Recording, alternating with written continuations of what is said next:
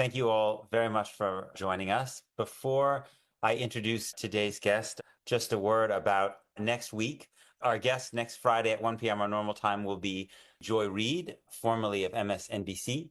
So that'll be at our normal time. But I'm very, very pleased we're joined by Arab Barghouti, who's the youngest son of Marwan Barghouti, the Palestinian political leader and prisoner in Israeli prisons for the last 23 years. Arab is head of international relations for the International Campaign to Release Marwan Barghouti and all Palestinian political prisoners.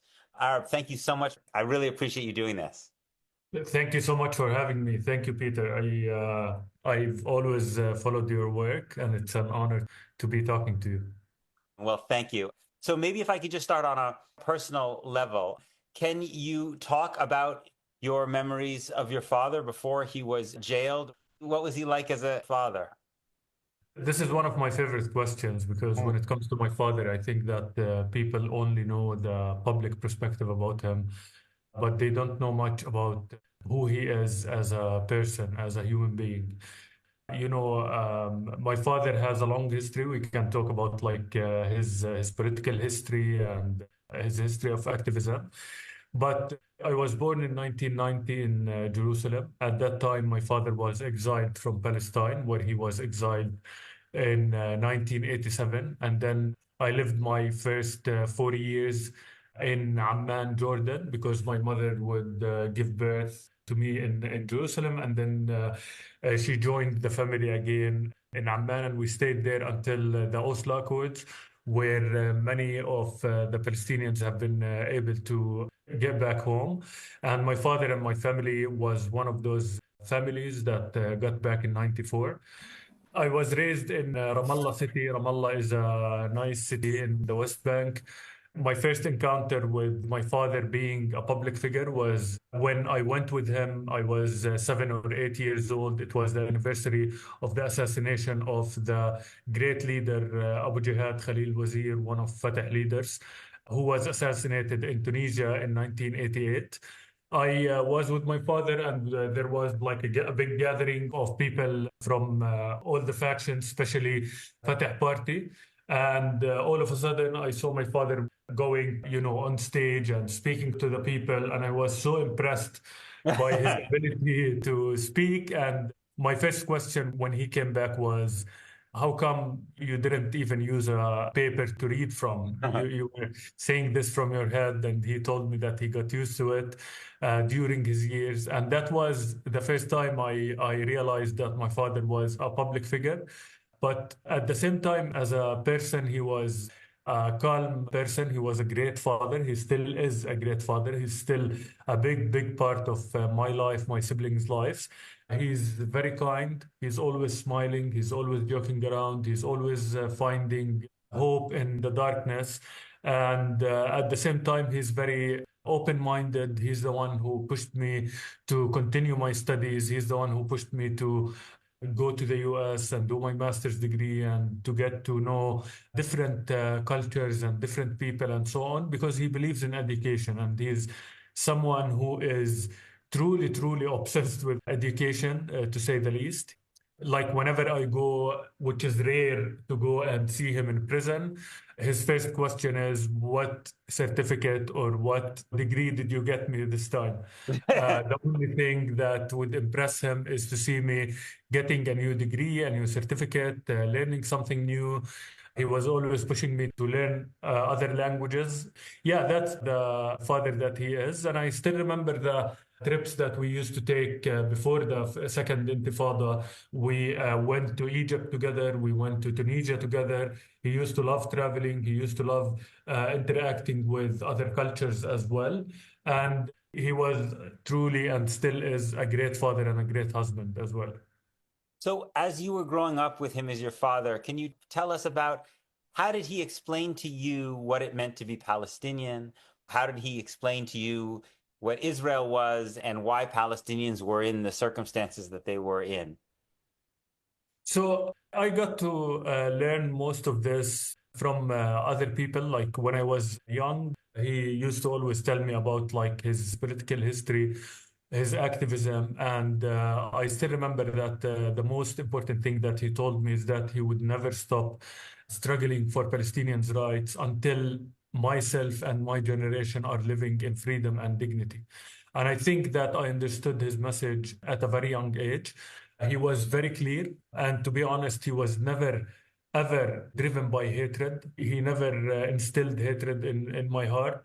Like he would, to give me more perspective, he would tell me stories about South Africa, about Algeria, about Ireland, just to let me know that we're not alone in this. This has been there throughout human history, and the only way that we have to go for it is to struggle for our freedom. He was never a violent person. I think if you listen to the mainstream media, the Israeli media, you're gonna hear a different perspective, which are not true, because if you follow his trial and all of that, you will see how wrongly he was put in prison. But at the same time, he used to always tell me about our stories and so on. And at a very young age, I learned from him that he's a big supporter of coexistence with everyone on the land, and that what he's asking for is not for the destruction for anyone. It's for keeping Palestinians living with dignity. And he used to always tell me, we're not an exception. Every nation in the world deserves its freedom and to live with dignity. And we're not an exception, and I will never accept to be an exception from that. What do you remember about how your father felt at the beginning of the Oslo Accords in 1993? Was he hopeful that they would succeed? And then how did his view shift over time? So my father was a big believer in the two-state solution. He believed in the Oslo Accords. He used to always say that Oslo is an opportunity that needs to be given an opportunity. And he lost votes amongst Palestinians when he ran for the parliament as a parliament member. And he was part of the parliament. It's not like he lost, he won, but he lost many votes because many Palestinians were opposing the Oslo Accords because it was fragile, it had many weaknesses in it, and so on. But he was someone who was really working all the time for the sustainability of the peace process. He would go to Israel, he would meet Knesset members, he would build relations with Israeli peace political factions, he would bring them to Ramallah, he would travel with them, and so on.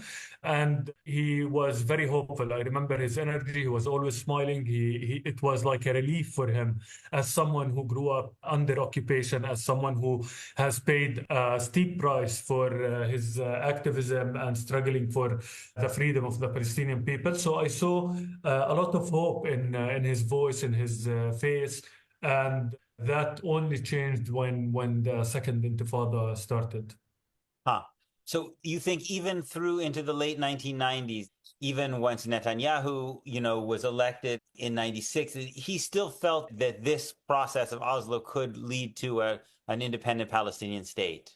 I think after Netanyahu came to power, it became very clear, not only to him, but also to the Palestinian leadership overall, that the peace process is going to be very hard to pull off. He went to Israelis. He literally warned them one by one, anyone who would meet him from the Knesset, from Israeli officials, from ambassadors, and so on. He would go to them. He would tell them that we are going for an explosion, and the Palestinian people can't take it anymore because you are not committing to what you have agreed to in the Oslo Accords. And we all know about the violations of the Oslo Accords that actually started clearly after Netanyahu came to power. And he basically he understood that the new Israeli government was not serious about the peace process. And the biggest proof of that is that the number of settlers doubled in the West Bank, the number of settlements doubled, the number of checkpoints doubled, and that was in the 90s. That wasn't in after the Second Intifada. The Second Intifada was a result of the violations of the Oslo Accords, and I think that he truly, truly tried to warn every Israeli that he could talk to that we are going to a place where there is only violence, and we don't want that. But unfortunately, as you all know, it's been always Netanyahu's policy to kill any hope for the building of a Palestinian state. This has been a free preview of my weekly conversation. If you'd like to hear the rest and support my work, please consider subscribing at peterbeinart.substack.com.